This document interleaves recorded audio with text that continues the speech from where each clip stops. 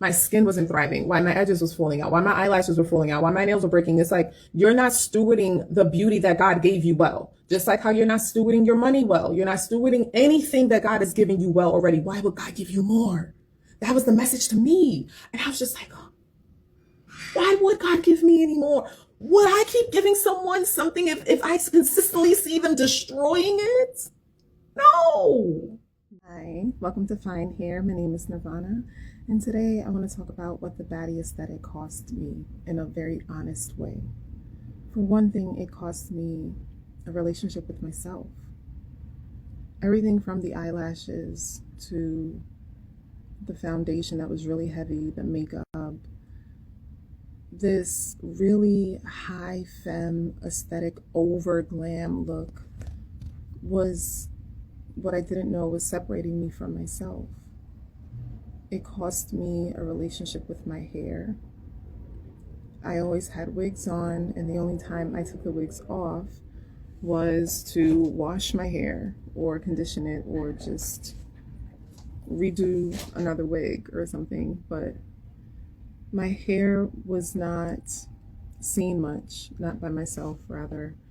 And even when I took my wig off at night, I would have a bonnet on. So I didn't have a relationship with my hair.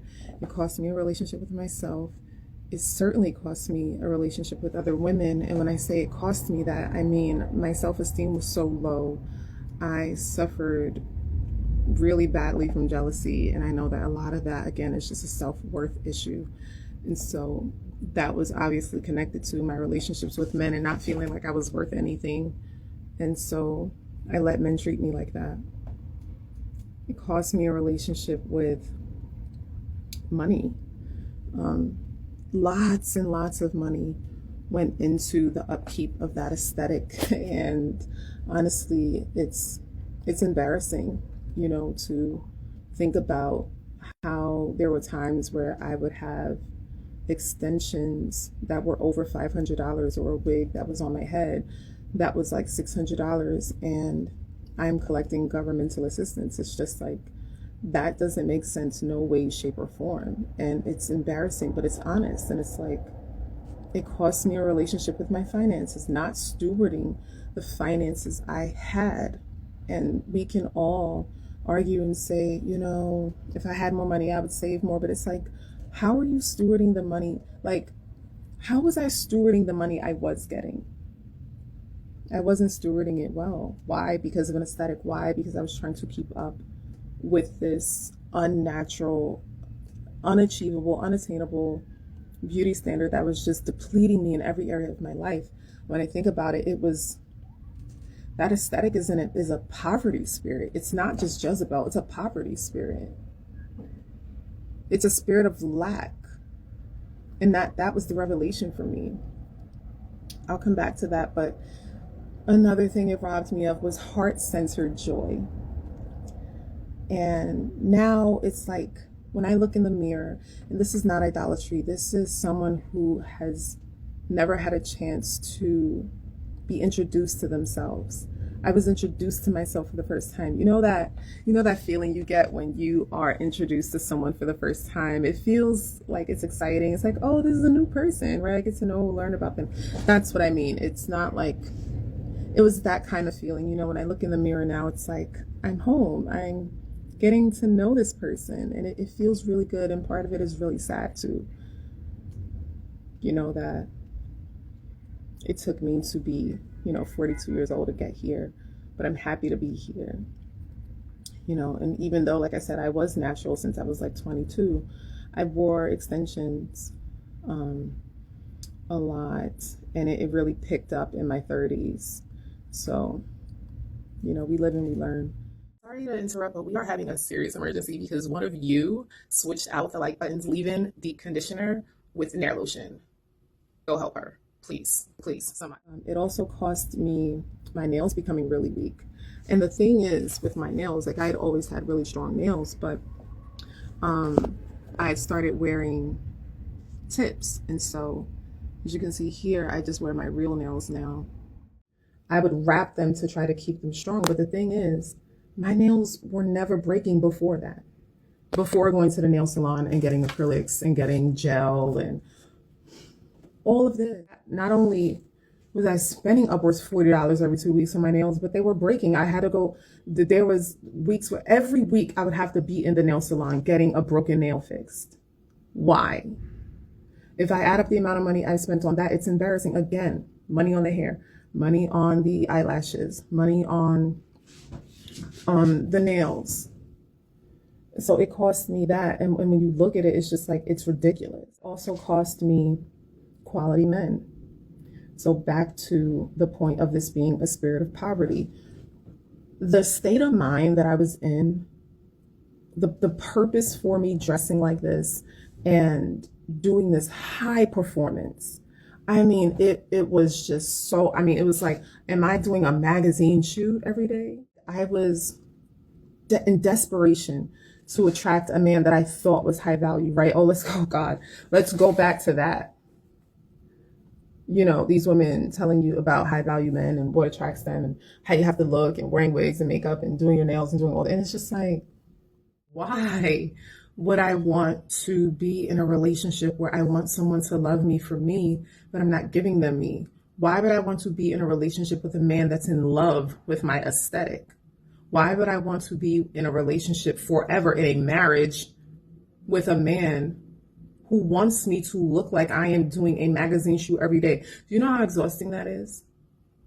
Why would I want to be a kept wife? Do y'all know what the definition of kept means? I'm a word nerd and bibliophile, so get used to it on this channel. The word kept means to keep imprisoned. Look it up. I'm not going to argue. I don't want to be a kept wife, okay? But so many of y'all and me wanted that so desperately, praying for it.